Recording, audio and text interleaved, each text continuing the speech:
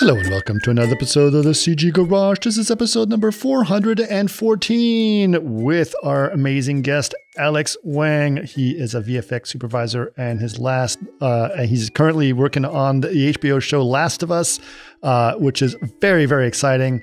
I have worked with Alex in the past. He and I were both on Tron together, which was, I think, probably the first time we kind of worked together. Although we find out in the podcast we had worked on similar movies or same movies at different places. He is, from experience, one of the nicest guys in the visual effects industry. Super cool and amazingly humble considering the incredible work that he has done and the incredible projects he's worked on. Kristen, what do you think of Alex? Yeah, this is an amazing podcast. We get to hear his story of how he tried to get into Blizzard and then landing one of his dream jobs at HBO and The Last of Us. He kind of just takes us through his career, the highs and lows, some really fun stories. Talks about how Fast and the Furious movies are ridiculous, but you still need them to look photoreal. Right. To his 20-day shoots for one episode on The Last of Us, which I thought that seemed like long for one episode, but he gets into Have you seen the shows? Yeah, I just started watching it, so yes, it justifies that. Yeah. But he's worked with you at DD, DNAG, ILM, and now at HBO. But he just freelances. But he's gotten some really good movies under his belt, from Deadpool, which I think was his first VFX super role, Jurassic World, The Fallen Kingdom, and The Dominion, and then Terminator: Dark Fate. So just like you said, nice guy, amazing work. So it was good. Yeah. I mean, to him, it's like, he's sort of been humbled. He's humbling to talk to because he literally got to work on some of the biggest, franchises like Jurassic Park and Terminator. Like, these are huge, right? And Deadpool obviously is another one, but and it's really, really cool guy and just a nice person overall to talk to, and has a really great insight in terms of the industry and how he got to be the way he is. And just goes to show you, if you want to try something, don't be afraid to try. He tried and failed to get into Blizzard and he still managed to do all these amazing things. So really cool guy. All right. We've got several big announcements. One of our big product announcements, and you can get this at chaos.com, is V-Ray 6 for 3ds Max Update 1 is out. It involves lots of cool new things, lots of new little updates. As you guys know, we love to throw in tons of product updates on these releases. We've got no masking for lens effects and denoising. We actually have V-Ray for V-Ray light materials now can be adjusted in post-processing. We've got a bunch of USD support that's been added to it, faster render scene loading as well for big scenes, for big heavy scenes. V-Ray environment fog has been sped up by 30%. We have done a bunch of things to GPU rendering, updates there, including 50% less GPU memory for textures, for large textures especially. So lots of great stuff has been done. So definitely go check it out. V-Ray 6 for 3ds Max Update 1. And before you start asking, when are the updates coming for the other product lines? Don't worry, they will be coming soon. So those will slowly be rolling out as we go. All right, we have one event that's an ongoing event that you heard us talking about. Kristen, tell us more about that. Yeah, you can find this out at chaos.com/events, but it started January 31st and it is going to March 30th. It is called Tools and Techniques to Visualize an Eco-Friendly Home. So you can learn how to render an animated virtual tour with Chaos Vantage and V-Ray 6 for SketchUp. And this is a recording, so you can go on anytime from now till March 30th. Perfect. And if you guys obviously just keep track of all the events happening, just go to chaos.com/events to follow us there. But if people want to know more about the podcast, Kristen, where can they go? You can go to facebook.com/CG Garage Podcast or chaos.com/CG Garage or go to YouTube Chaos Group TV. Perfect. And of course, if you guys have any ideas for other guests or comments or ideas, anything, we'll take them. We'd love to get your emails. labs@chaos.com is our email. And we do definitely put your suggestions and take them into consideration. So let us know. Again, that is labs@chaos.com. But for now, please enjoy episode number 414 with Alex Wang. Welcome to another CG Garage, where the Chaos Group talks. You'll know it's over when the last bucket drops. We're gonna fire off rays in high dynamic range. We know that ambient occlusion is passé. Global illumination won't lead you astray. And while image-based lighting is really swell, you need to make sure everything has Fresnel. The first time we worked together was Tron, right? Yeah, back in Tron. But I looked at your IMDb, and we've actually worked on a bunch of movies, different things. So different locations. Through different locations. Yeah, I mean, it is a small industry, but let's start with that. Let's start with what got you into visual effects? Like, what was your origin story? Yeah, probably like many as a kid, I played video games and I loved watching movies, right? But there was a few particular games that I played a lot of where the cinematics were so good, and it was the Blizzard games, right? The Warcrafts, the Starcrafts, and I just fell in love with the cinematics, and I just always, from very early on, was like, my dream was to work at Blizzard one day. Really? Oh yeah, and of course, when I watched like Jurassic Park, Terminator 2, I was like, oh my gosh, this is what I want to do. This is what I want to do. So I applied for Ringling School of Art and Design, and I was in Florida. In Florida, yep. Mm-hmm. And did the 4-year program there, the Bachelor of Fine Arts of Animation. Met some really good people there. Love my teachers, learn a lot and everything. It's definitely more, I feel like it's probably evolved now. I mean, the school's huge now. I think if I walked back into the campus, I wouldn't recognize it. It's very animation centric, and very early on, I was like, you know what? Animation's not my thing. Right. I love doing a lot of different things, like model texture, like being a generalist, but I found that animation was like, not my strong suit. So I left after I graduated. I went to Chicago and lived with my sister for a little bit, trying to apply for jobs as everyone was as well. And so this was when, about 2003, like, okay. Yeah, yep. I'd say end of 2002 to 2003. And so I was like, all right, still eye on the prize. I want to work at Blizzard. And so one of the graduates, and I think he was 2001, Ryan Duncan. Mm-hmm. I don't know if you know Ryan, but he basically he got a job at Blizzard, and I knew that. So I kept in contact with him, and I one day I just emailed him and said, hey Ryan, like, I know I love your work. We talked when we were at Ringling. How do I get a job at Blizzard? And he's like, okay, here's what you do.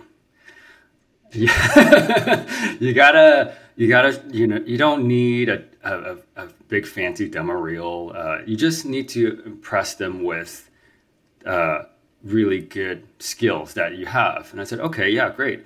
How do I do that? He's like, okay, well, look, he basically told me if I'm willing to put in the work, he will critique my work. And he did that. And I'm so grateful for him, because I basically made this orc, like everyone does in 2003. Like, what do I do? Make an orc. So I made an orc, and it's probably went on for, I'd say, a month or two, where he just looked at my work.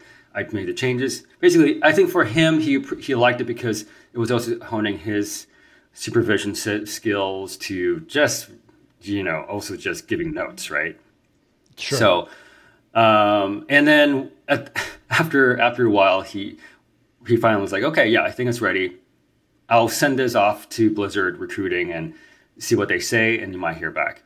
So I did hear back, and they were like, let's do a call. And I know I was so nervous. Imagine the first job interview I got out of school was my dream job, right? That was where I wanted to work. And you didn't have a practice one. No, I was like, maybe I should get a job at Gap first. Yeah. Do that interview first. No, so I blew it. I totally blew it. And how did you blow it? I was nervous, and I was too much of a fanboy, I think. Oh, right. You know, I was like, oh, my dream job is to work here, and I think they're like, okay, yeah, you know, yeah, you do good work, but I think they were looking for somebody with more maturity at that time. Yeah. I heard the same thing at ILM. Sometimes people interview at ILM and they're like super Star Wars geeky fans, and they're like, nope, you're going to be nothing but trouble here. Exactly. Yep. So I fall into that category. And, so I was devastated when I heard. I was like, oh man, now what do I do? Now should I just get a job at Gap now? Right. And you know, I didn't have a plan B. I put all my eggs in that basket. And then one of my other college friends, I remember, I didn't go to SIGGRAPH because I was just like, you know, maybe this is not for me, and I should just not do this. And my friend Ben Sprout emailed me and said, hey, you know, I'm at SIGGRAPH, and if you're looking for a job as a generalist or texturing, modeling, I know that's what you like to do, there's this studio. This is kind of like the golden age in California, you know. A lot of studios in the Bay Area at the time, and he's like, "There's a studio called The Orphanage. I don't know if you heard of it." I'm like, "The Orphanage? I've never heard of that place." He's like, "Yeah, you know, another graduate from Ringling worked there, and he has Alex Whitney, who is a fantastic animator." He's like, yeah, let me put you in touch with Alex Whitney, and you know, then see what happens. So I contacted Alex, and he remembered me, and he was just like, yeah, sure, I'll, you know, send me what you have, and I'll put it in front of the guys here. So that same orc thing that I made for Blizzard, I'm like, well, this is. And basically one still image, right? It wasn't even right. And I was like, well, okay, well, this is all I got. And Alex is like, okay, fine. Put it in front, and I got an email from them, and I got an interview with Kevin Bailey, who this day is one of my best friends. He was a groomsman in my wedding, you know. He's been on this podcast. Oh, he has? Okay, great. Yeah. Nice. Yeah. So, and I remember the interview, and he was just like, oh, okay, yeah, I really like that orc that you made. And you know, just like talking about it. And I think between seeing some, maybe some talent and also being desperate, right timing, you know, so much of it, as you know, it's all about timing, luck, and of course, talent. But there's also that guy, right? There's someone or girl who just takes the demo reel from the bottom of the stack and puts it on top. Oh yeah. That's part of luck, and that's part of who you know and everything. And but you know, once it gets on top and people take notice of it, that person, it still has to be good work. Yes, of course. Yeah. So I basically got the job as a junior texture painter at the Orphanage, and my first. Small world, but my first job there was the day after tomorrow. Same here. So Orphanage. So you guys were doing. Let me think. I'm trying to remember. Orphanage. What was doing? There was a hurricane sequence. Is that one of the things you were doing? Yeah, like the freezing hurricane. Yeah, what do you call it? With the helicopter. Yeah, the helicopter freezing. The Empire State Building freezing. Yes, I modeled that. I mean, the models' textures were amazing. We just couldn't. This is a time where memory was a huge issue. So I was like, these guys, they're 8K texture, 4K textures, they're insane. So my first task was to like basically batch resize all of them into, I don't know, 1K or something like that. So it was something. I was excited. That was like my job, and I was just like trying to learn and everything. And it was a 911 for us, so it was a high pressure, but I loved every moment of it. And yeah, working in the orphanage, I got to know, I've made some of my best friends in my life there. Like it was just that type of place. They just between like Jonathan Rothbard to Kevin Bailey, Ryan Tudhope, Steve Mastiewicz, all of these guys. I was there for 6 years. Oh, right. Yeah, I was there Okay, for that's a a while. lot. So yeah, so that was my first job, and yeah, and it's one of those places where every time Kevin, Jonathan, we all meet up, we're always like, yeah, I remember the good old days at the orphanage. You know, it's just I've worked at many other great places after that, but it's never quite the same as at the orphanage. Yeah, I'm sure for you, like DD's kind of that place, right? Yeah, I mean, it's the first place you get to you go in there all like it was all new and amazing. Yeah. To me, it was a little scary because I came from a very good job in architecture, which was super nice and fancy, right? Gensler was that. And I walked into DD and it looked like, you're walking into a fraternity. Yeah. And I'm like, oh my God, did I make a huge mistake? Yeah. And it's all the IKEA coffee cups are all cracked and chipped. And like, it was just really kind of different. But yeah, I can imagine. Yeah, those fondness were pretty special. And the orphanage was kind of an interesting place, right? It was started by ex-ILM guys, right? Yeah. Jonathan, we call him J Bart, and then Stu and Scott Stewart. They were basically at the Rebel Mac unit, and they kind of split off from there. And funny enough, we were in the Presidio, which is where ILM is at. Used to be. Well, they're still at. Oh, they are now. Yeah. Yeah. So we were there first. Right. And they were under construction for a long time, but yeah, so we were basically neighbors for a while there. Yeah. Okay. Yeah, and then so at the orphanage, I basically worked my way up to become a generalist. It was one of those. I definitely have like a funny kind of movie moment there, where what I mean by that is like, so I'm basically doing my texture resizing and everything, down resing everything, and then one day there's just that didn't have enough people, and they said there's this one shot. I think it's when they're walking through. There's like a Wendy's there.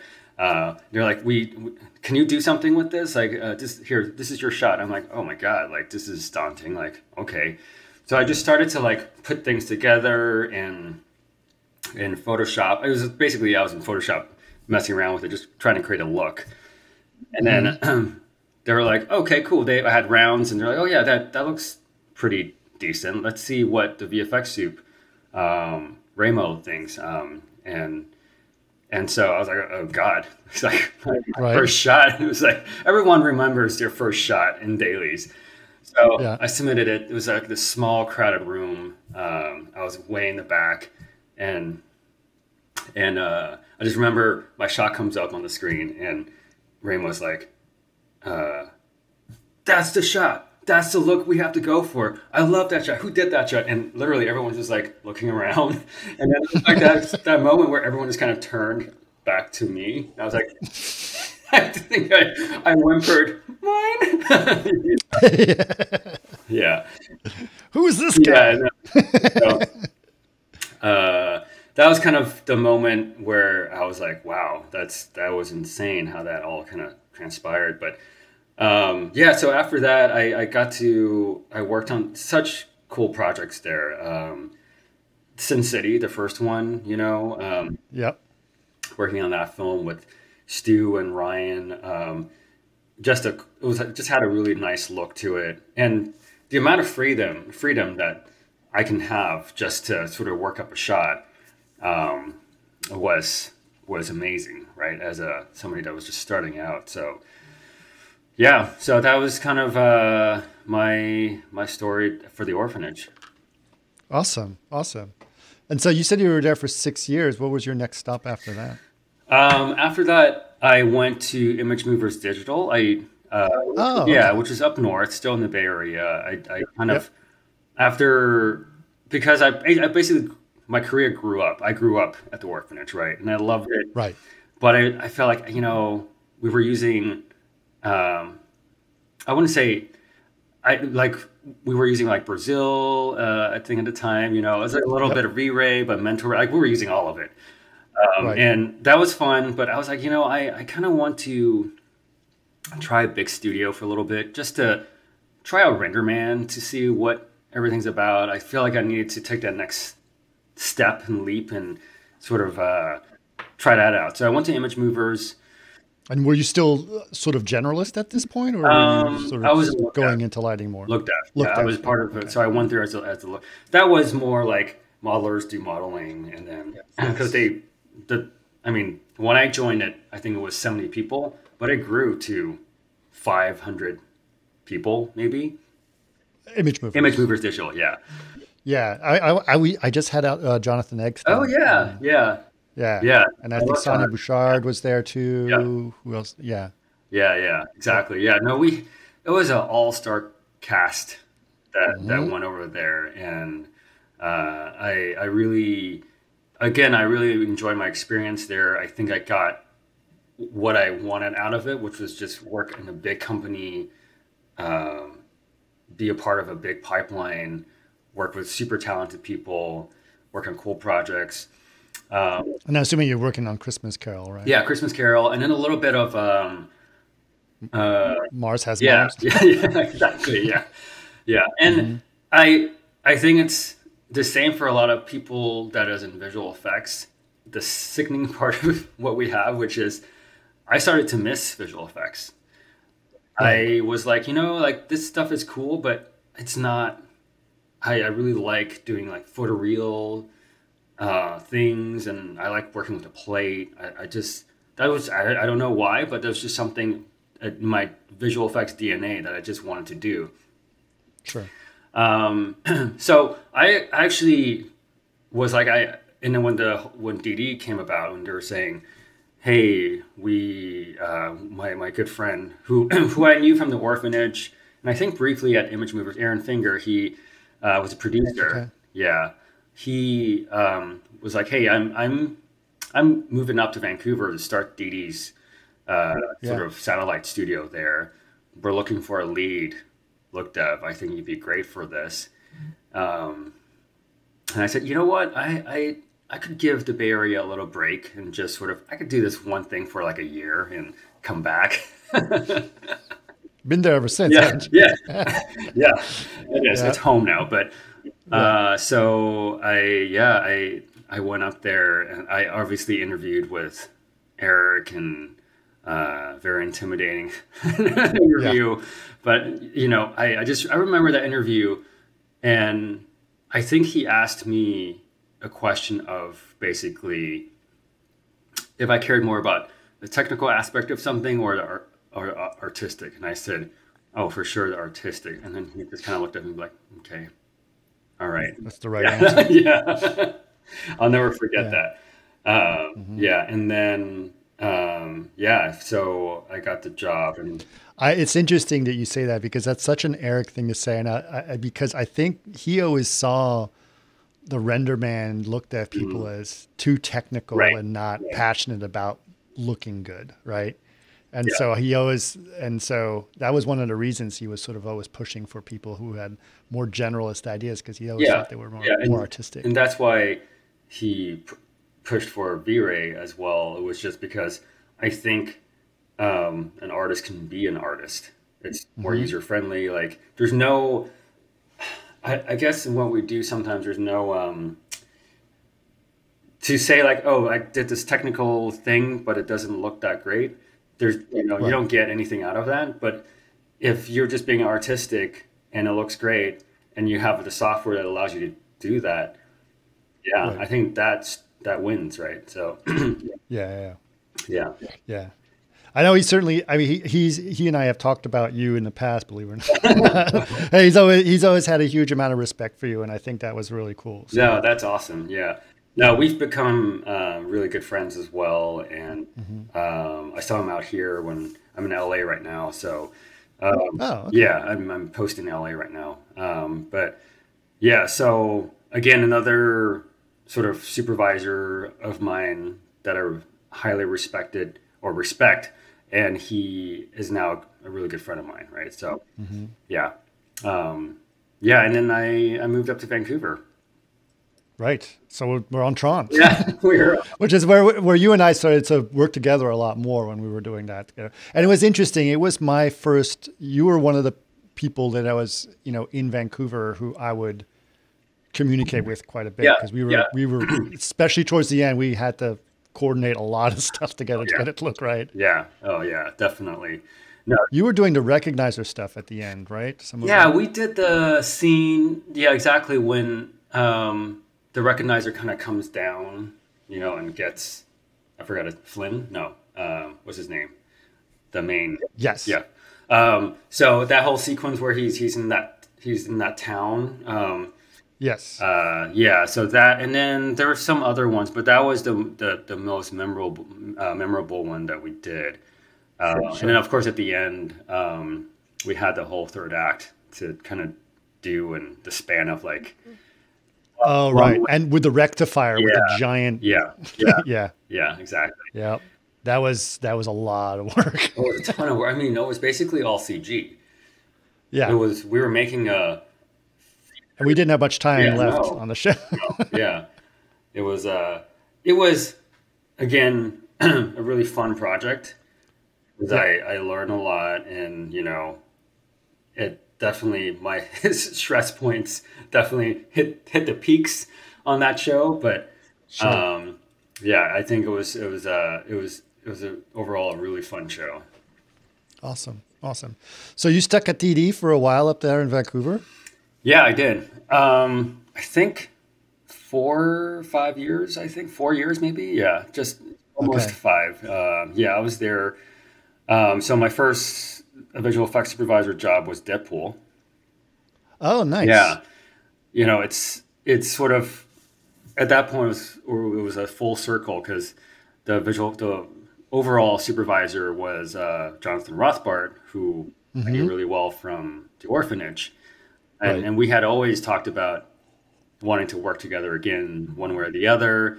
And then when he went client side, we kept in touch as friends, really, as good friends. And so when he got Deadpool, at the time I didn't even know much about Deadpool, and I knew he was a comic book character. So I was like, I love Tim Miller. I love Jonathan Rothbart and Deadpool. Once I started doing research, I was like, oh yeah, he's actually not your typical superhero. So I thought it was really cool, and it's one of those movies where there's no expectations as far as from the general audience. Nobody really knew what to expect. Right. I think it was that trailer that hit on Valentine's Day, where it blew up. Right. Yeah. Yeah. So that was talk about being fortunate to have my first job as a supervisor be that, because it was just so much fun. That's kind of like one of the best you can get because you don't have much expectation, and so when it hits big, it's just you get all the rewards for it. Yeah, that's definitely that was the feeling. We were kind of the unsung heroes with that film. And you were at DD at the time, right? Yeah. So what were the sequences that DD was working on Deadpool? We did a lot of the Colossus work. So yes, right. Yeah. So it was Colossus, the third act, excuse me. The third act, where there was the aircraft carrier. Yeah, the aircraft carrier, the big fight. Yeah, so we did that, and a little bit of the stuff that when they're on the overpass fighting. Yeah. Okay. So yeah. Cool. Awesome. Okay. Well, those are some good films already. So, yeah. So you I guess you're at ILM now, but didn't you do a little stint at DNEG as well? Or? So after finishing up on Deadpool, I took a job at DNEG. Okay. And I was there for one show. I was there for Fast 8, Fast and Furious 8. Nice. Yeah. So, I mean, I think for Deadpool, I was very much sheltered by Jonathan when we're on set. He kind of taught me what a supervisor does on set and where I should be. Don't just stay crafty. Right. Yeah. He always made fun of me for standing around crafty all the time on Deadpool. Right. But and then so I learned a lot, and it was in Vancouver, so it was like a very nice sort of first show on set.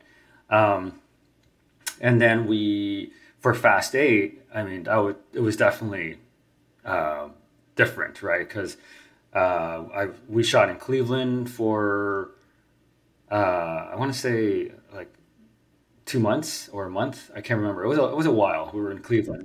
Basically we did the New York sequence in Fast 8. We shot in Cleveland to make it look like New York.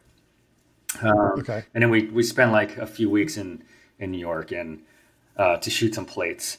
But so that was I love working on the Fast films because they're ridiculous, but in a way where they still have to feel real, Right. Like it needs to be photoreal. Like it needs to, Sure. Yeah, you might have cars dropping out of a building, but the cars got to look real. Like it's like as if they did this as a stunt, right? Right. So I really enjoyed doing that. Like the cities, like trying to make Cleveland feel like New York. That was a lot of fun. That was great. And there's just DNEG is just such a strong environments studio. Just a huge history and sort of knowledge on how to do it right, how to do it properly. So Right. I definitely learned a lot there as well, and just understanding future environment shows like the one I'm on now. Just kind of how to approach that. What's the best approach for things like that? Right. Yeah, and then so after that, Eric went to ILM, so he actually moved up to Vancouver. So, and he was basically like, "Hey, we're looking for a supervisor if you're interested." And ILM is kind of like after Blizzard with ILM. Like, Right. Why would I say no? So, yeah, and so I was at ILM for a few years. I actually right now I'm not at ILM. I'm actually just freelance. Yeah. Okay. So, but at my time at ILM, I mean, I think I definitely like grew up as a supervisor at ILM in the sense of like they really taught me how to be a filmmaker, right? Okay. I think there's the aspects of there's obvious things that you just learn from being a leader, being technical aspects, dealing with clients, and all that. Yes, comes without saying being a supervisor. But I think what ILM has is they from day one. In fact, if you are any employee at ILM, you get this pamphlet that basically says you are a filmmaker. Doesn't matter what you do, what level you're at. You are a filmmaker. Your decisions that you make day to day contribute to the final product, right? Of the film. Right. Which I was like, totally makes sense, but never thought of it that way. It's almost like romanticizing visual effects in a way. Sure. So, and just obviously with ILM, there's the legends, right? The John Knowles, Rob, and Jeff White, all of them were great mentors. And John, I remember John Knowles would always say, "I'm not a perfectionist, so you shouldn't be either." Meaning, you don't need to pixel F right till. And it's just they really taught me how to look at a shot and what's important, where all these things that was great. So I was there for a while. Oh, and David Vickery, who was on the Jurassic World with me, really great guy, and just learned so much from him. Awesome. Yeah, yeah. Awesome. So that was so. So you went to work on the Jurassic Yeah, stuff there? yeah. Okay. So I worked on. I mean, again, checking off those bucket list films. I worked on Jurassic World. The second one, and then I worked on Terminator, right? Oh, Again, Dark Fate. with Eric and with Tim, Dark Yep. Fate, and then I worked on Jurassic again. So Okay. What were you doing on Terminator? I was the ILM soup. So Yeah, basically, Eric was the overall, and I was basically responsible for the it. ILM suit. Yeah, So were you what was ILM doing? Were you what was I guess you're doing a lot, right? There was a lot of stuff you guys were yeah. doing. It was a lot of work that we were doing. We did the probably the most challenging work that I've ever seen and done, been a part of.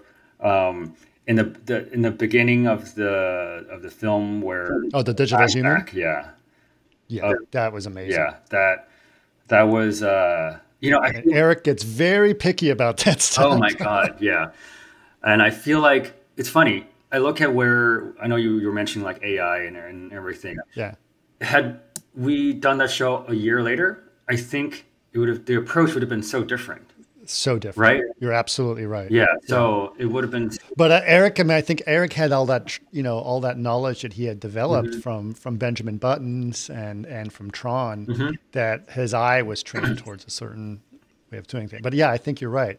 I think even today you would do things differently. Yeah, You yeah. would, That's very yeah, true.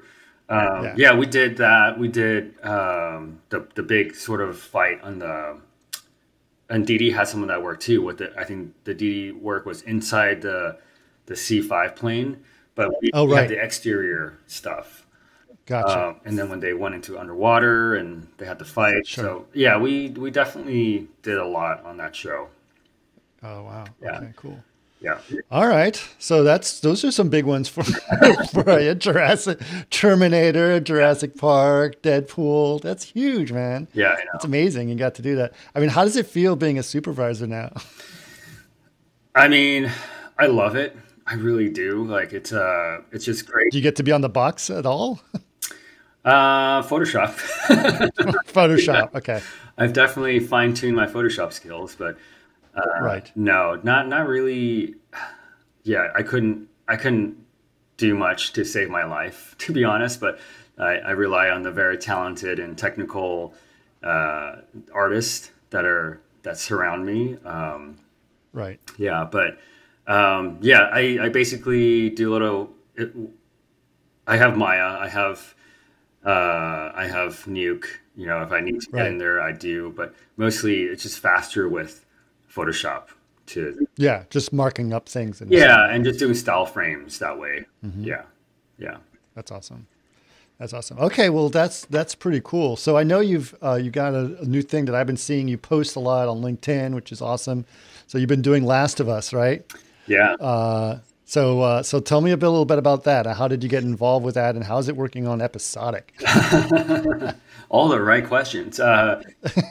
The game came out 2013, Yeah. 10 years. Did you play Last of Us? Yeah, I played it. Oh, It was. I can't say I played the same amount of games that I used to when I was way younger and had more time. So when I do play now, I'm very selective. sure. So when The Last of Us came about, I played it, and I'm sure many people who have played the game would say that they have never played a game quite like it. Right? Have you played it? Absolutely. Yeah. Yes. Yes. I think there's a few games that have come out that are a different level of storytelling than it's not just, because for a while games were just about shooting people, right? Yeah, I think that game when The Last of Us came out, the joke was this game is the best film of the year, Yeah. right? Yeah. Yeah, For sure. yeah, yeah. So I love the game, and ever since I played a game as a fan, I was like, man, they have to make this into a film or a TV series. Oh, 100%. Or Yeah, something cinematic, right?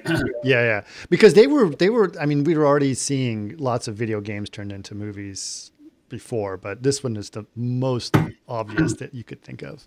Yeah. So I don't think I've ever like cried in a game. It just brought like all the emotions came through that storytelling, right? And yeah, I think BioShock Infinite was the first time I cried playing a video game. yeah, I never. I gotta, maybe after this show when I have some time off, I'll play BioShock because I just haven't really had the chance to. Yeah, you can play BioShock Infinite. You don't need to. It doesn't really matter playing the other ones, and it's still a pretty old game right now, but it's unbelievable storytelling. So yeah, I'll check it out. Nice. So okay, so when you were presented with, okay, they're going to do Last of Us, and how did that come about? So I was just finishing up. I think part of it was timing as well. The timing worked out where I just finished Jurassic World Dominion at ILM and just waiting for my next show. Actually, I wasn't quite done yet. I was probably in my last 3 weeks on the show. But yeah, as you know, many times we start to talk about what's next and everything. Sure. And I heard that The Last of Us was looking for a supervisor. A friend of mine knew somebody in production and, put me in touch. And I was like, well, I'm going to throw my hat in the ring and see what happens. And one thing led to another, and everything kind of worked out. So yeah, it was like I started in June of 2021. Okay. We're still in prep. And so you went in as a freelance supervisor, or as I had to. I basically had to leave ILM. So for me, I was like, I said to myself, if there's ever a show that would make me leave ILM, would be The Last of Us, because I've worked on my dream projects, Jurassics, Terminators, everything. What else is there? And for me, it was The Last of Us. And on top of that, it's HBO. I love HBO shows. And I watched Chernobyl, and I love Chernobyl. And so there was like all these kind of sort of hints that this show is going to be something great, right? Already a great story from a great game. It's HBO, so they're going to do it right. And then Craig Mazin from Chernobyl is the showrunner. So for me, I was basically I'm all in, right? I'm gonna take that leap of faith and go for it. And probably besides getting married, probably the next best decision I've ever made in my life, for sure. Amazing. Yeah, it's just the journey. Obviously hard. Yeah. Nothing that is really great it never comes easy, right? So sure. Yeah, it was a long, grueling shoot. We prepped in June. We shot in Calgary, Alberta. Okay. And really hot summers, which I didn't mind, but then it got really cold, right? We were, and as you know, with The Last of Us, the journey. So we're out in the middle of nowhere. Right. Yeah. Yeah. You might have a heater. That's a good place to do The Last of Us. Yeah. Oh yeah. It really is. In the city of Calgary and just the province of Alberta was super gracious with they wanted us there, right? And they were very supportive. And we shot everywhere. I don't think there's an inch of Calgary or anything that is sort of relevant to The Last of Us that we didn't shoot. We left no rocks unturned, for sure. Awesome. Yeah. So we shot episodics is I know that was your question. It's definitely different from features. Very different. it's more intense schedule wise, right? So Of course. we basically had 20. And a lot more stuff you have to do. Yeah. Yeah. We had 20 days to shoot an episode, here or there, like sometimes less on some, more on others, Sure. which is a lot, which this is my first episodic, but that's quite a bit. But Right. because of how big each episode was, it never felt like we had enough time, right? But that's the nature of the beast. Like we're just constantly sort of, as soon as you finish prepping one, you're shooting, and then as soon as you start shooting, you're prepping for the next one. That's just how it works. So that was different because feature film, you prep for what you're shooting, that one film, and you go, and besides reshoots or additional photography, that's what you're shooting. So yeah, it was definitely more intense with that sort of schedule aspect. And then I would say the same goes for post, right? Because we have like a rolling deadline, so it definitely and at the quality that the show deserves is basically like I'm working on 9 feature films, right? Right. Yeah. Yep. So Craig's sort of bar is high, HBO's bar is high, and I think it's paying off just because I think the show's doing really well. People seem to really like it. And but yeah, I think it's definitely. I'm still just about to wrap up the last episode. I'm still posting. That's that's amazing. Well, okay, well, let's talk a little bit about that transition you made as going basically studio side. Like what's it like sort of, when you're at ILM or at DD and you're supervisor, you have a whole slew of people that you've gotten to know and you're working with every day. And you may know the roto artist and you may know that, the junior texture person that you used to be. But on your studio side, you're probably a little bit more removed from that, mm-hmm. right? Yeah. And ILM really prepared me for this jump. I don't think I could have done this successfully without first spending time at ILM, because obviously when I run dailies at ILM or any vendor really, artists are there, it's talking to artists, but ILM taught me to be really specific about my notes, about my feedback, and what's really important. Right. Yeah. And that sort of honing in that skill, I think, gave me confidence that when I'm on this side, I can sort of be very direct. Because there's nothing worse than getting like feedback that looks ambiguous. Yeah. Right. So I try my best. I want it to feel blue, but not be blue. Yeah. Those are the worst. Yeah, I know. So, so basically, I would say it's quite different, right? Sure. But at the same time, it's quite similar. It's no sort of coincidence that on this show I have DD, I have DNEG, mm-hmm. These studios that I think ILM just didn't have capacity, but I have all these studios that I used to work at that I have built great relationships with and sure. friends. Most of my supervisors I know and are friends with, and just I have that relationship with them, right? So that really helps, and just it's incredible working with a showrunner like Craig, like just really, like when we're looking at the shots, we're part of that filmmaking process, right? And just how to make this show better. And it's less about hey, that your roto edge needs work, right? Like that needs 5% of this and that. When it's with him, it's just, okay, what can we do to sort of tell the story?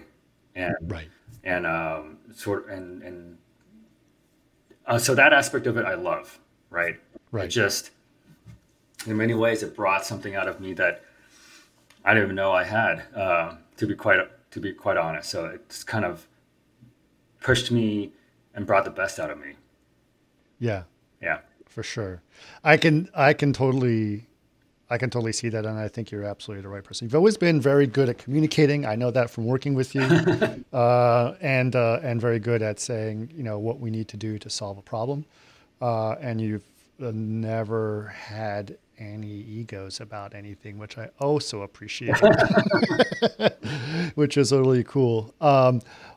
I got, obviously this is really interesting. I mean, obviously I want to know what's going on next for you, but right now, one of the things that I've sort of always thought was interesting, you certainly demonstrated in what you've been telling us so far, is you have a great ability to look at something and figure out what's important and prioritize and have a look. And like you said, your tool of choice right now is Photoshop, because that's where you got to put your notes down. Mm-hmm.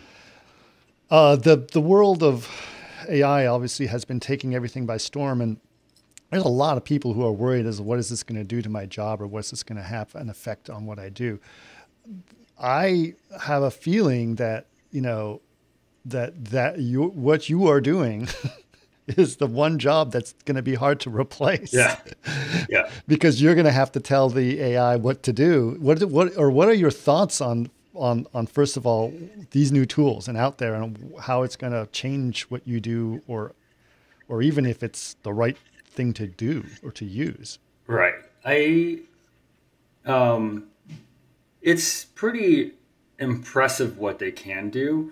But at the end of the day, I see it as a tool, right? Just another form of Photoshop or another Maya or something. Just I've played around with DALL-E a little bit, and I was impressed by what, and just the compositing part of it, and figuring out like this lighting, is different, but I'm gonna choose an image with the lighting direction is a little more similar. I'm blown away by what it can do. But like you said, we have to tell it what to do. And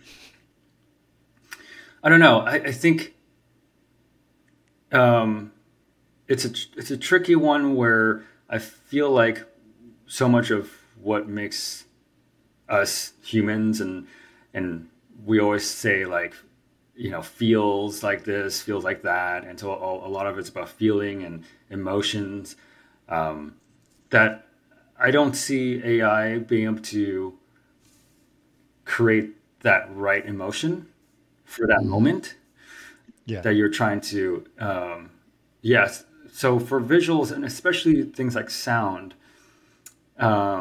music, I don't think it could ever replace what we do, right? I think there's always going to be a need for artists. And I just always see DALL-E as sort of here's the thing. DALL-E is great when, say, I'm in prep and there's an abstract idea, and I don't have a concept artist yet. Well, that's the thing, right? You just mentioned it. So you don't need a concept artist all of a sudden, or that job. Yeah, but I feel like it's like the phase where I can show something to concept artists and be like, here's kind of the idea, but I want you to sort of, do your take on it, and sort of, rather than just words on a paper, and cut maybe the first 2 iterations out and then work with the concept artist. I don't think it will, and honestly, for me, it would be like a way of, for me to work through images in my own head, right? It's like part of my brain, rather than when it's premature to talk to a concept artist. I think that's the phase where I'm talking about. I'm like, oh yeah, I just need to like visualize this myself before I actually can articulate what I want from a concept artist. So I think it's kind of helpful to some degree in that sense. And it's, I don't know, right now it's kind of a fun toy, but it doesn't, like, I don't think it really has much merit yet, in the sense, at least I haven't been keeping up to it. I know they're constantly updating on things. Sure. Yeah, but I think, at least in our lifetime, I can only speak for that. I don't believe it will replace what we can do, if ever. Right. Okay. Yeah. All right. But you did mention earlier, like, you know, we would have done the digital humans differently, right? So some of those things would have been easier to do. Yeah. I mean, it's still, I think it's taking different, for example, AI with the face replacement, with using, I forgot what it's called, like deep fake sort of technology, right? And I think for the end result, it's not really replacing. It's like creating the 3D model, you know, doing the ICT scans and all that sort of. That probably is a little dated now and too expensive, to be quite frank. It's just it's very expensive. Yeah. To sort of go down that path. Say I have 2 head replacements, and I didn't have the AI sort of deepfake sort of technology, I would be stuck with spending probably close to $1 million for a hero head replacement to do it well. That may or may not get there. Right. Right. There's no guarantee that you do all this, that you're going to be out of the woods with the uncanny valley. So right. It's definitely, and so with that in mind, it's not it's just technology, right? This new AI, it's not really replacing us, because it still takes us to feed the imagery, to comping it, you know, all this other stuff. I think it's interesting because, you know, there's a lot of what I've been sort of looking at is that it can do more with less, shall we say, right? So, like, for example, like nerfs. I don't know if you've been following nerfs and what nerfs can do. I haven't. Which are basically light fields, right? Yeah. But they're light fields made with, you know, random photographs from a phone, right? So as opposed to 200 highly calibrated cameras to create a light field, you take 20 pictures with your iPhone and it turns it into a much more interesting light field, right? And so it's almost like, you know, you could take, but it's trained on some stuff, right? So you could almost take the ICT scans and learn from them to make a better scan, you know? So that was something right. Also that's cool. Yeah, that's on my list of after I wrap to really like pick up on all these technology things that's been just sort of working in parallel with me. I see Nerf on the news once in a while, but I need to read up more about it. There's so much. I'll tell you after we finish the podcast. There's some really interesting tools that have been a playground for me to just try all kinds of stuff. So it's really cool. You know, well, go ahead. I was just gonna say, it just hit me like, when we're talking about just using AI like DALL-E or something like that, and I think I said before I could use it during prep, you know, before getting concept artists.